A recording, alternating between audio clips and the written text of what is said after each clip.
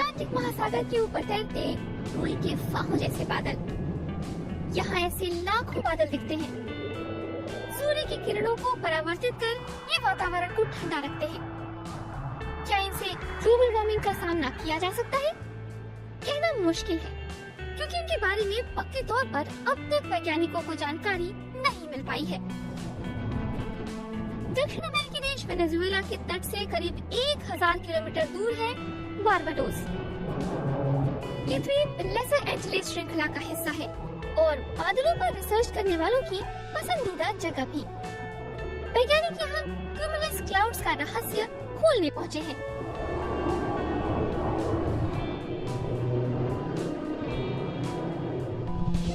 महासागर के ऊपर बहने वाली पसाट विंड के रास्ते में ईस्ट कोस्ट पर एक खास शोध केंद्र बना है, Max Planck Institute for meteorology. यहाँ काम करने वाले प्रोफेसर बियॉर्न स्टीफेंस की नजरें क्यूमुलस क्लाउड्स पर ही लगी रहती हैं।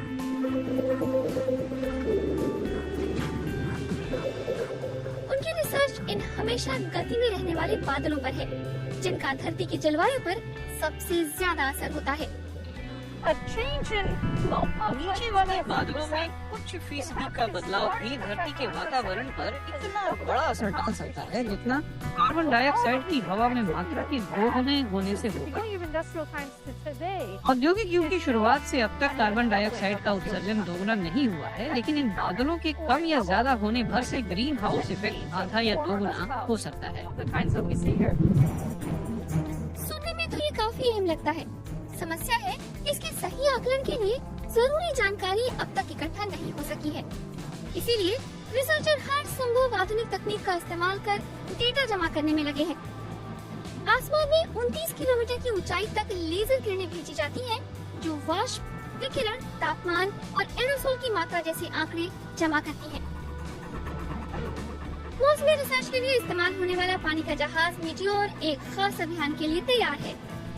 बादलों पर रिसर्च को आगे बढ़ाने के लिए वो कई ऐसे उपकरणों से लैस किया गया है जिसका पानी में पहली बार इस्तेमाल होगा। एक अंतर्राष्ट्रीय टीम बादलों के ऊपर से खास तरह के डेटा का खजाना हासिल करना चाहती है। प्रोजेक्ट का नाम है EREC4A। जर्मन रिसर्च एयरक्राफ्ट हालू बादलों के ऊपर 9 घंटे चलने वाले मिशन के लिए बिल्कुल तैयार है।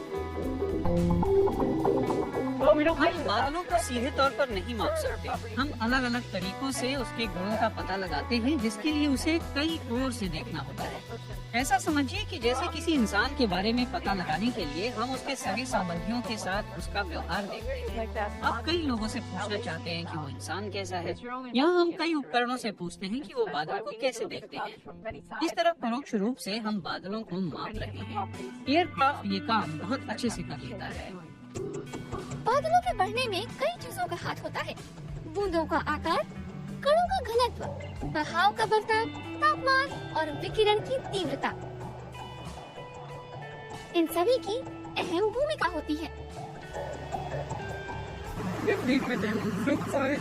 हम हालो एयरक्राफ्ट में बैठकर पूर्वी बारबाडोस के ऊपर गोल गोल चक्कर काट रहे हैं।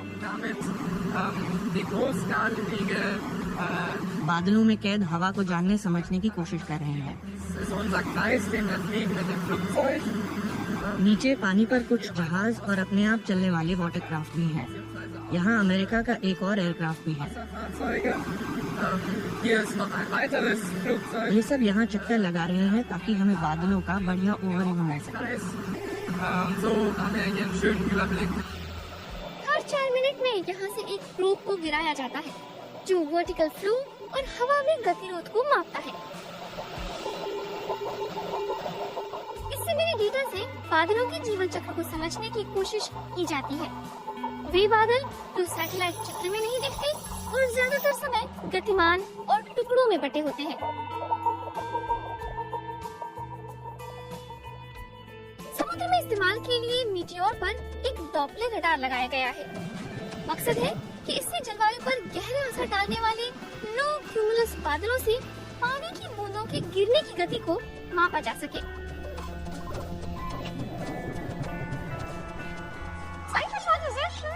आज माप लेने के लिए आदर्श स्थिति है। सारा प्रयोग ही इन छोटे क्यूमुलस बादलों पर केंद्रित है। हम जानना चाहते हैं कि धरती के गर्म होने पर ये बादल कैसी प्रतिक्रिया देते हैं। इन बादलों के क्लस्टर कैसे होते हैं। कई बार ये बहुत पास होते हैं तो कई बार काफी दूर अलग अलग आकार के होते हैं और एक दूसरे पर असर डालते हैं। हम अपने प्रयोगों से ये सब जानना चाहते हैं।